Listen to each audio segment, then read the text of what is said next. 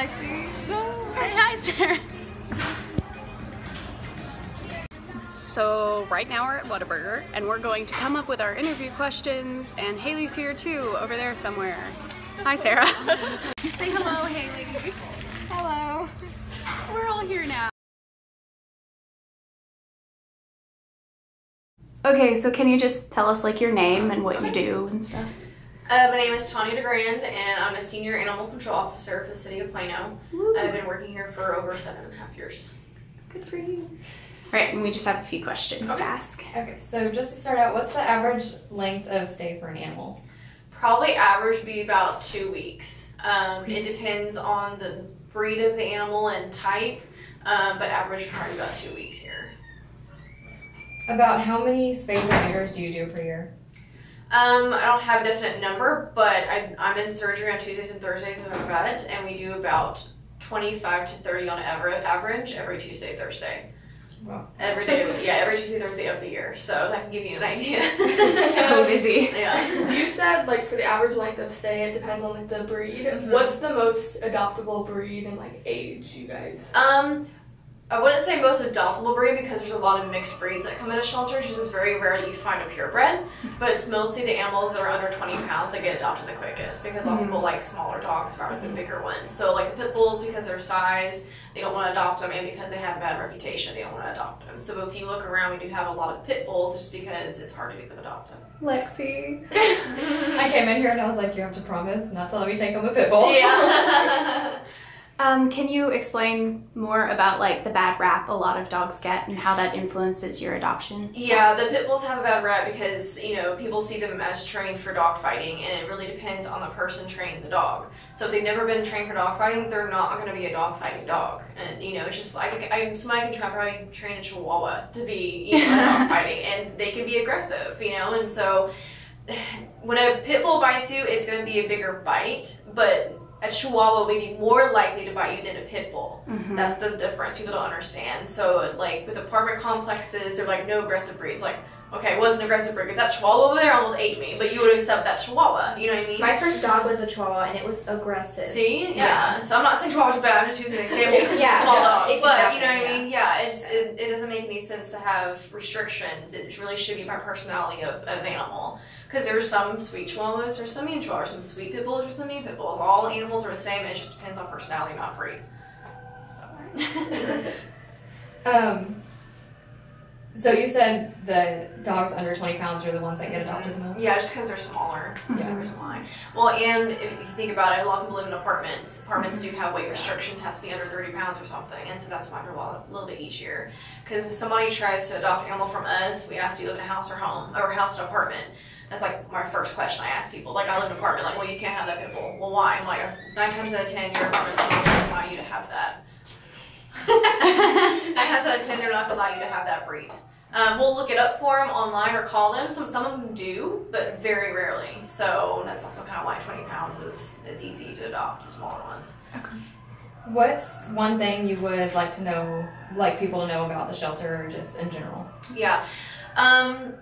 Number one thing I guess I could call my pet peeve is people come in and they want to adopt this perfect animal, and they're not going to be perfect because we're a shelter.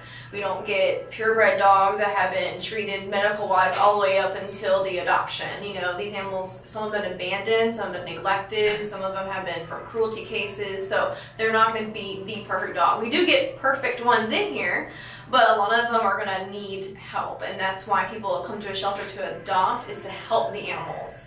A lot of them have the mentality like, oh, we're going to adopt dogs to be perfect and everything, and it's like, no, they need help, just like why we need help for people to adopt. So that's kind of a misconstrued. People think, oh, we're getting a perfect dog, it's not going to have any worms, it's not going to have fleas. Like, they will. They're a dog. It's, you know, it happens. It's just, and you got to help us out by adopting, but you have to expect that the animal may need some medical help. It's not going to be perfect. So. Where do you like get the majority of your dogs from? Right now, we really get a majority from transferring them from other shelters that need help. So when they get full, they have to euthanize. They only at capacity.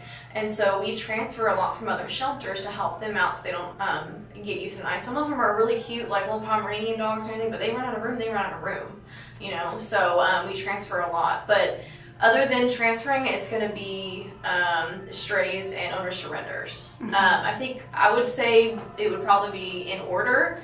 Number 1 is transfers, number 2 is stray, number 3 is owner surrenders.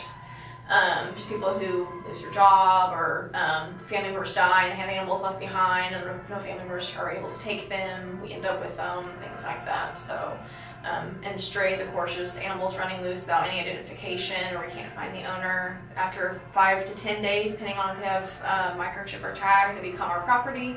Then we put them up for adoption. So yeah. So roughly how many pets get adopted yearly? I don't have a number, but I have a percentage, and it's over 90% adoption rate here. Wow. If you look at a definition, if you do research and look online and say what the definition of a no-kill shelter is, it says you have to have an adoption rate over 90%. So technically we are a no-kill, but guess what? We're still doing euthanasias. So no, there is really no such thing as a no-kill because you get injured animals come in and you have to euthanize. You get very aggressive animals you can't even touch come in that we can't adopt out. Animals with medical conditions that we know nobody will adopt, unfortunately, that will just humanely euthanize as they don't sit here and not get adopted.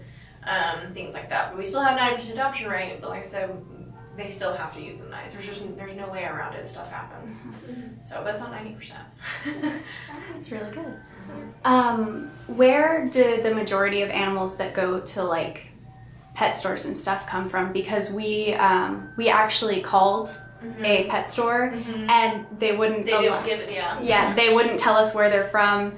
And they wouldn't even really allow us to do an interview. Yeah, it's from puppy mills, that's why. Puppy mills. It's because they have obviously a bad rep. As you can see, we have a lot of animals here that need homes. They're not helping us, help the ones that need homes. So we have an overpopulation of animals. And so, but yeah, most of those in the pet stores are going to be from puppy mills. Now, like PetSmart and Petco, they actually take some of our animals and have adoption there. So those are not from puppy mills, but some other ones, I'm not going to say their name, but you get the idea. The other pet stores, they usually get those from puppy mills. So. And I recently was in a pet store, not buying, obviously, just looking okay. around, canvassing the area.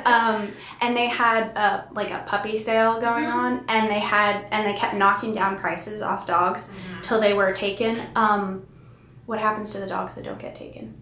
Do they come here? That's a good question. Or? I have not, in the 7.5 years I've been working here, I have heard of us getting some from a store that couldn't sell a puppy. So I don't know. My guess is because if you look up Missouri, the state of Missouri, that's the #1 puppy mill state. So most likely all those puppies are probably coming from Missouri. So I don't know if they have like an inventory thing or if we can't sell them, we bring them back or maybe ship them to another store. I don't know. Okay. That question I'm not sure, but I haven't in 7 years we've gotten something from a pet store. We haven't done that. Okay.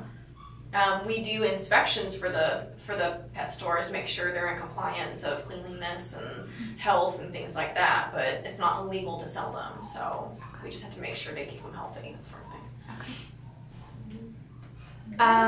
Okay. Okay, so what is your probably like your favorite like dog or cat here? What's their name? I don't know.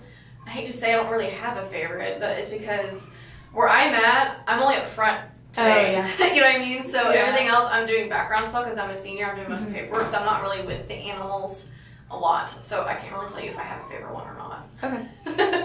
It sounds bad, but really, no. I usually do, but I just haven't been involved with them too much. So. Okay, cool. But I mean, we can find one and we can take one out or whatever, so. Yeah. That'd be awesome. Yes. Like, this is so great. Like, thank you so much for doing this. We were like, oh, we have to do something with animals. Thanks so much. No problem.